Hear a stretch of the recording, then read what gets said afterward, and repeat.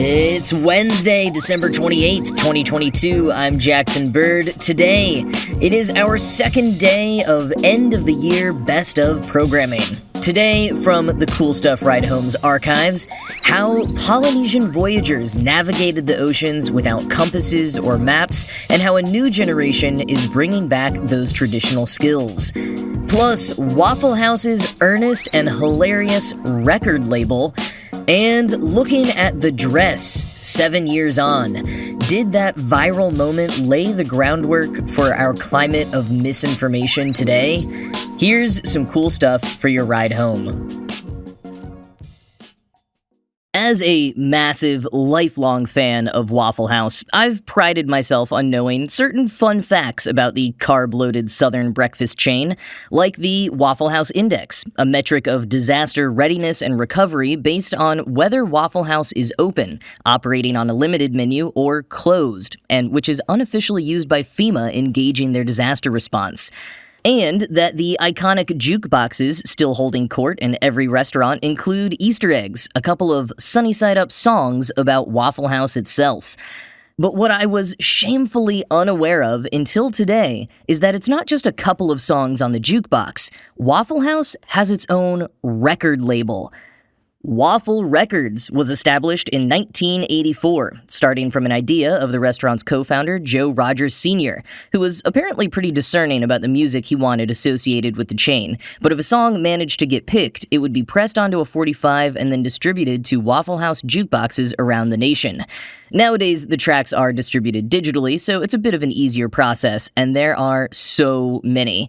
At least 47, in fact. And just like the many ways you can order your hash browns, smothered, covered, chunked, or diced, the songs come in all varieties, from country and rock to R&B, pop, and gospel.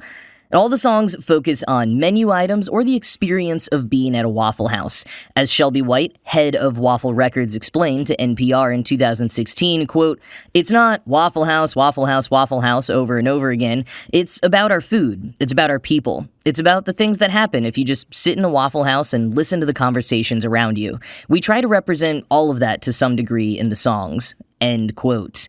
Here is a listen to the very first song from 1984, performed by Mary Welch Rogers, Waffle House Family. Just say good morning. Good morning. The Waffle House way. I like it that way. We've got eggs any way you like 'em. 24 hours a day. Just come on in. Come on in. You'll see. We're gonna treat you like your family. Other songs from Waffle Records include the oldies "There Are Raisins in My Toast," the gospel "They're Cooking Up My Order," the folksy ballad "Life is Like a Cup of Coffee," a prog rock song from the perspective of a grill operator, and, of course, a Christmas single called "This Is the Night." It is so hard to pick a favorite, but here is a fun one. It is a pop-punk love song about the classic menu item Bert's Chili. Followed her and found the truth in the Waffle House corner booth. I said, what's he got that I ain't got? She said, here he comes now, and baby, he's hot. I can't tell you how much those words hurt. She said, baby, it's only Bert. It's only Bert.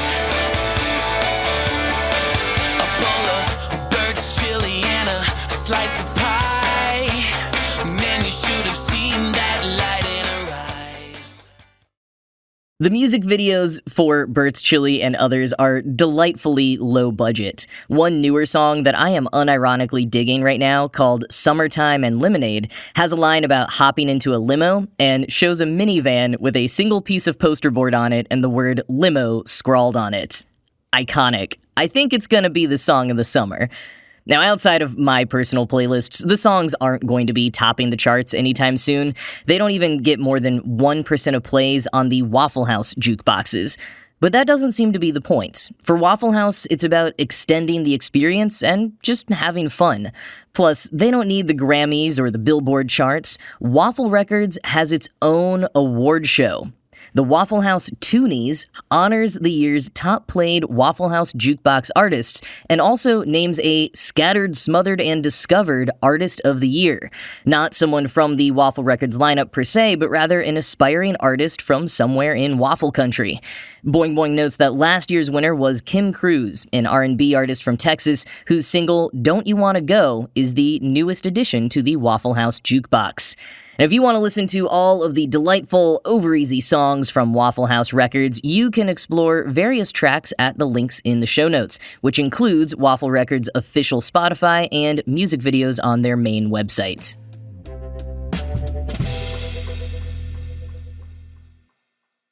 I can barely drive to a new place without using Google Maps, but some voyagers in Polynesia have been sailing thousands of miles without the use of any maps or modern technology. Just the stars, the wind, the sun, wildlife, and ancient methods passed down through the generations to steer them. Spearheading this movement to return to traditional forms of seafaring is the Polynesian Voyaging Society, or PVS, which formed in 1976. PVS built a double-hulled sailing canoe, Hokulea, and reached out to one of the only remaining master navigators in Polynesia, who had been trained by his grandfather. Their goal was to revive the ancient customs, prove it was and always had been possible, and try to reclaim pride for their culture and heritage, which had been oppressed and shamed for centuries. Quoting the BBC, Polynesian wayfinders intuited Mother Nature's signals to successfully migrate among and settle more than 1,000 scattered islands across the Polynesian Triangle between New Zealand, Hawaii, and Easter Island. But after European and U.S. colonization in the late 1800s, history classes throughout Polynesia told a different story. Children were taught that wayfinding long distances was impossible without instruments. Instead, they were told ancient Polynesians drifted directionless, accidentally stumbling upon, then settling the Pacific Islands. The dismissive history lessons, paired with colonizers prohibiting native languages and cultural events in places like Tahiti and Hawaii, sowed decades of sorrow and fury on many Pacific Islands. End quote. When the first PVS crew successfully sailed Hokulea nearly 4,000 miles from Hawaii to Tahiti, a 33-day journey without the aid of navigational instruments, believed to be the first such journey in hundreds of years, they were met by a crowd of 17,000 celebrating Tahitians and helped launch a renaissance of traditional Polynesian culture and pride. Now, it wasn't all smooth sailing in the beginning. The master navigator they originally reached out to, Mau Piailug, gave up on them during that initial journey, leaving them with just some instructions he recorded on a tape. He'd been frustrated by the crew's infighting and lack of discipline. On the next journey they attempted, without Piailug, the ship capsized and they lost one of their own. Eventually, PVS founder Nainoa Thompson convinced Piailug to return, to help them pass on the skills and traditions so that the knowledge would not die with him.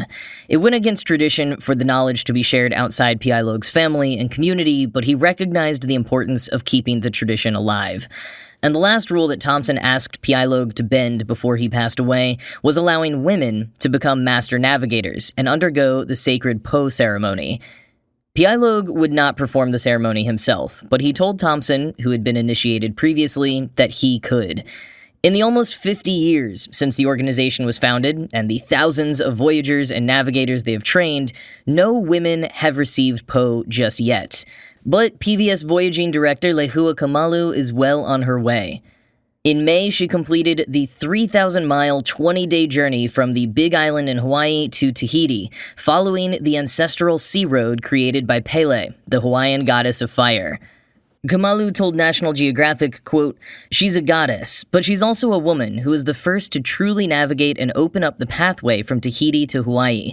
So even though we don't hear the stories of the female figures who came after her, that is a very, very powerful story to consider and to think about." End quote.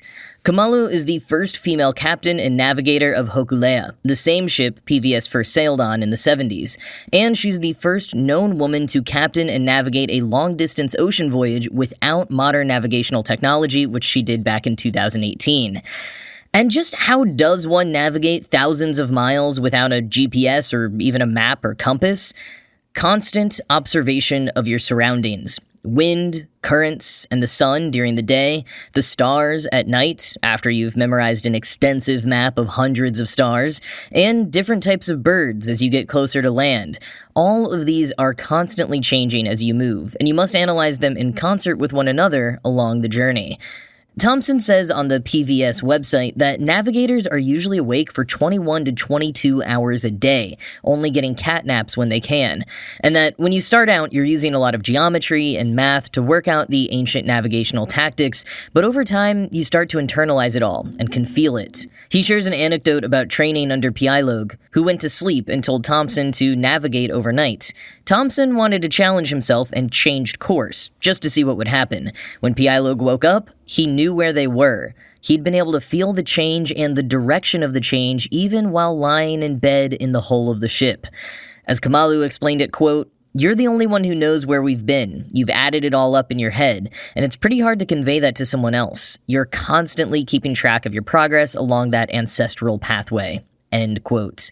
Kamalu may one day become the first woman to receive Po, but for now, she's going to keep sailing. And PVS is gearing up for its 50th anniversary with a 5-year, 41,000-mile circumnavigation of the Pacific Ocean. And along the way, they plan to continue teaching young navigators and sharing the stories of their various cultures with a goal of reaching 10 million people by 2026.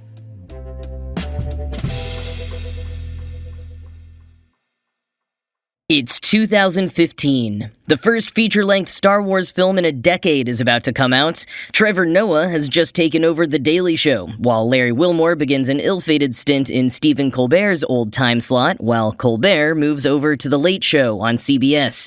Adele and Drake are making phone calls cool again with Hello and Hotline Bling. Barack Obama is still in office, and the U.S. women's soccer team wins the World Cup for the third time. And in early February, most of the world becomes obsessed with a grainy photo of a blue dress. Or was it white and gold? It's been 7 years since the internet was thrust into chaos debating the real color of the dress depicted in the photo, and one neuroscientist, Pascal Wallish, has some takeaways. Wallish, whose research is concentrated on consciousness and perception, got funding from NYU while the dress was still going viral in order to properly study the phenomenon in his lab. And some of his findings are summarized in David McRaney's new book, How Minds Change: The Surprising Science of Belief, Opinion, and Persuasion, an adapted excerpt of which was published in Wired last week. So, as a reminder of just how much the dress dominated public attention for a while there, Wired notes that at its peak, the hashtag #TheDress was appearing in 11,000 tweets per minute, and Twitter itself repeatedly crashed for people trying to go online to understand how there could possibly be people who saw such a different image from them. Surely someone was trolling them, right?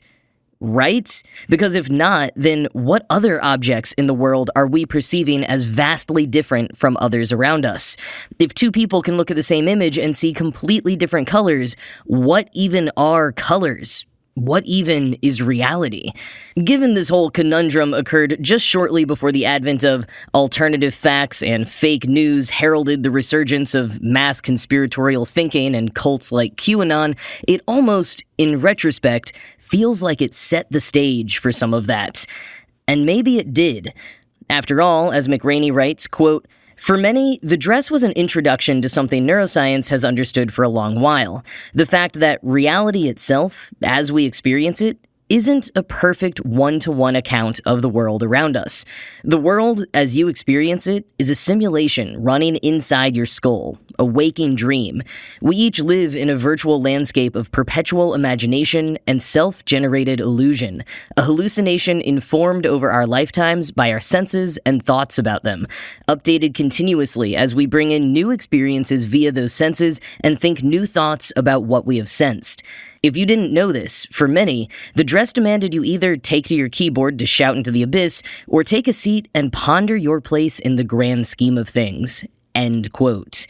The viral dress itself, colors aside, had a bit of this effect on Wallish, the neuroscientist. Having spent years studying visual processing and photoreceptors in the retinas, even he was stunned by the dress. McRaney describes him as being, quote, "like a biologist learning that doctors had just discovered a new organ in the body." End quote.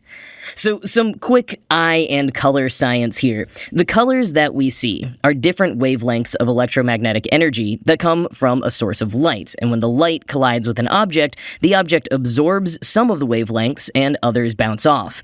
Quoting McRaney, "Whatever is left behind goes through a hole in our heads called the pupil and strikes the retinas at the back of the eyes, where it all gets translated into the electrochemical buzz of neurons that the brain then uses to construct the subjective experience of seeing colors. Because most natural light is red, green, and blue combined, a lemon absorbs the blue wavelengths, leaving behind the red and green to hit our retinas, which the brain then combines into the subjective experience of seeing a yellow lemon. The color, though, exists only in the mind. In consciousness, yellow is a figment of the imagination. The reason we tend to agree that lemons are yellow, and lemons, is because all our brains pretty much create the same figment of the imagination when light hits lemons and then bounces into our heads." End quote. But, as the dress and many other visual illusions demonstrate, we don't always agree on what we see.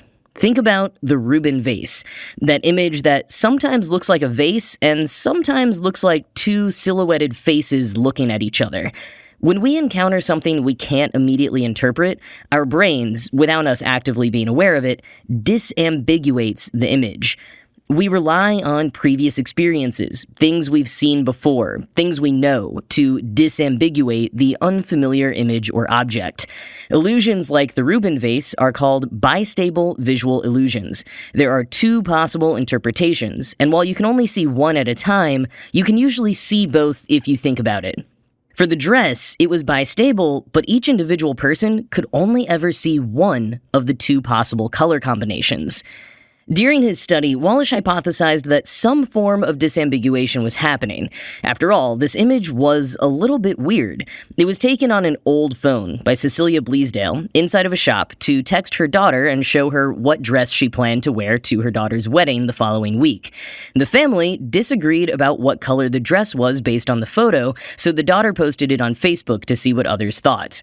And then after the wedding, when people saw the dress in person and confirmed it was blue and black, the photo continued to confound people, so friend and wedding band member Caitlin McNeil posted the photo on Tumblr to get more opinions, and it all snowballed from there.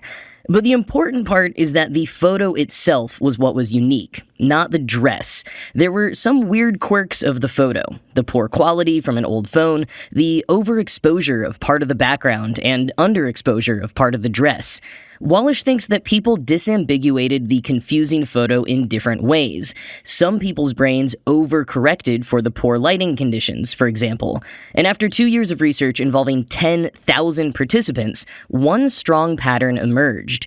People who spent more time exposed to warm artificial lighting, so for example folks who worked at night or indoors, were more likely to say the dress was blue and black, while people who spent more time in natural lighting saw white and gold.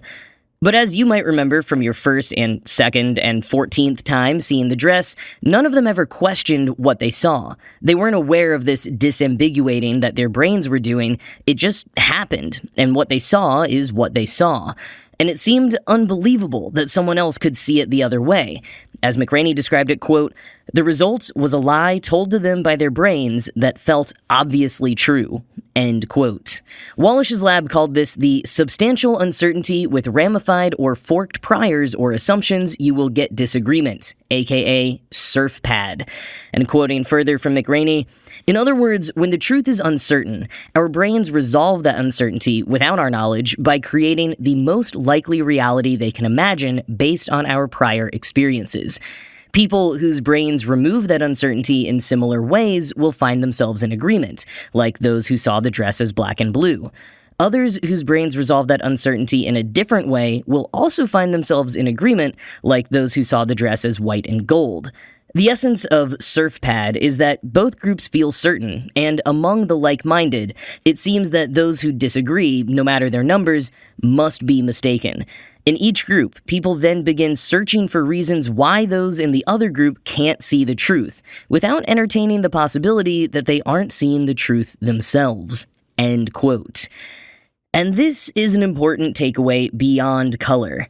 Think about any big cultural debate right now. wearing masks and getting vaccinated, teaching kids about racial justice, trans people and the challenging of gender beyond norms that have been taught in the dominant culture for generations. For topics that are new to some people and that are being introduced without a lot of context or time to process and fully understand, those people will fill in the gaps from the knowledge base they do have. In his latest release, The 90s, a book, Chuck Klosterman elaborates on this idea mostly through the example of the mainstreaming of African American vernacular English among white audiences through hip-hop in the early 90s. Klosterman wrote, quote, "This phenomenon of white-bread audiences suddenly confronting ideologies that minority groups had long considered inescapable parts of life accelerated during the first half of the 90s. Realities once ignored were rapidly transformed into narrative tropes, and this mass recognition of inequality would generate a parallel period of frustration and confusion. The frustration came from the marginalized, aghast that problems intrinsic to their lived experience were being turned into entertainment within the same moment they were acknowledged to exist. The confusion came from white consumers, many of whom did not understand the insular rules governing the cultural worldscapes they were absorbing for the first time. The friction was contextual. When white people engaged with a new language through a hip-hop album, it was seen as enlightening and mind-expanding. But the moment that engagement encroached upon regular day-to-day life, the response turned negative." End quote. Klosterman goes on to detail the freakout from white folks over an Oakland school district's acknowledgement of African American vernacular English as the primary language for the majority of their black students. This was interpreted by some white people as AAVE replacing traditional English, or only AAVE being taught in schools now, except at the time it was usually referred to as Ebonics, a term coined in the 1970s that was meant to recognize the merits, legitimacy, and unique grammatical structure of the language. But through the white freakout, the term became lampooned and occasionally offensive. As Klosterman astutely diagnoses, quote, "Language and concepts were advancing at different speeds." End quote.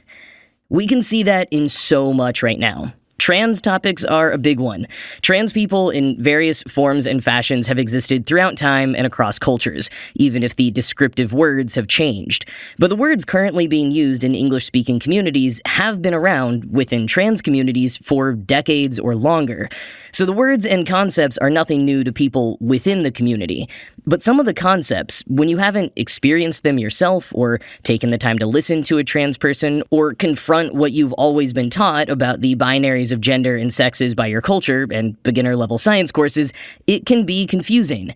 These new-to-you terms being thrown around without you being given the time to learn the concepts, it all may be even impossible or ludicrous sounding. And if you're someone who prefers to fall back on what you already know about the world instead of taking the time to learn more, you might end up with some pretty roundabout explanations for why trans people exist or why they're, in your mind, suddenly everywhere and demanding so much of larger society. McGraney says a similar thing happened with the COVID-19 vaccines. Not having backgrounds in immunology or having lived through a pandemic that affected them before, many people relied on their existing experience with doctors, scientific institutions, and the government. And for a lot of people, that translated into skepticism. Skepticism that, for many, was bolstered by other skeptics' hawking of conspiracy theories. As he concludes, not so hopefully, quote, "When we encounter novel information that seems ambiguous, we unknowingly disambiguate it based on what we've experienced in the past. But starting at the level of perception, different life experiences can lead to very different disambiguations, and thus very different subjective realities. When that happens, in the presence of substantial uncertainty, we may vehemently disagree over reality itself. But since no one on either side is aware of the brain processes leading up to that disagreement, it makes people who see things differently seem, in a word, wrong." End quote. To me, the dress will always be blue and black. I have never been able to see it as white and gold. But you know what? I trust that some people see it that way. I don't have to see it exactly the same way they do to respect their perception. So long as their perception of the dress being white and gold isn't, actively threatening mine or others' safety and autonomy.